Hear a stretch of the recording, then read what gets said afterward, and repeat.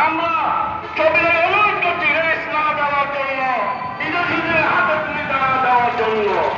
আপনারা যদি সরকারের মন্ত্রীকে হাত করে দেন, তাহলে সরকারের পার্টি রাস্তায় সংগ্রাম করবে।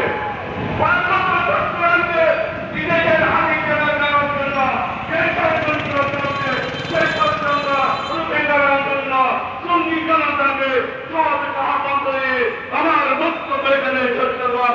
আসসালামু আলাইকুম রহমতুল্লাহ। মাশাআল্লাহ মাশাআল্লাহ।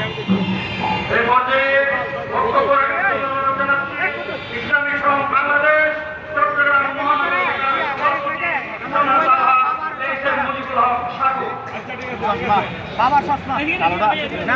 বিসমিল্লাহির রহমানির রহিম।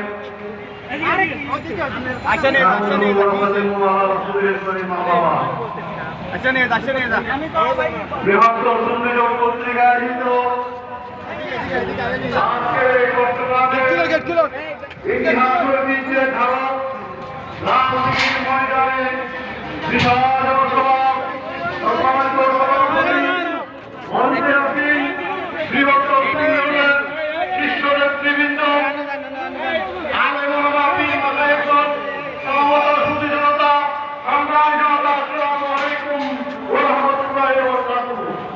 সংগ্রামী জনতা, আজকে আমরা অত্যন্ত এক কঠিন মুহূর্তে রাজনীতির ময়দানে বৃহত্তর সুধী জনতার ঐক্যবদ্ধ হয়েছি। আপনারা দেখেছেন এই বাঙালি জাতি 1971 সালে সমস্ত মুক্তিযুদ্ধের মাধ্যমে একটি স্বাধীন সার্বভৌম বাংলাদেশ মুক্তিযোদ্ধা এই জাতিকে উপহার দেওয়ার পর আমরা দেখেছি কয়েকবার দেশে বেশিরভাগ বিরোধী আন্দোলন হয়েছে। 90 দেখেছি, 2017 দেখেছি, গত 24 জুলাই 24 সালে আমরা বেশিরভাগ বিরোধী একটি আন্দোলন সংগ্রাম এদেশে হতে দেখেছি। প্রিয় ভাইয়ের আমার, ঠিক কিনা? প্রিয় ভাইয়ের আমার, যে লক্ষ্য অর্জন, যে কাঙ্ক্ষিত বিষয় নিয়ে এই প্রেসিডেন্ট বিরোধী আন্দোলন হয়েছিল, অত্যাধুনিক আজকে বিরোধী পরিলক্ষিত হচ্ছে।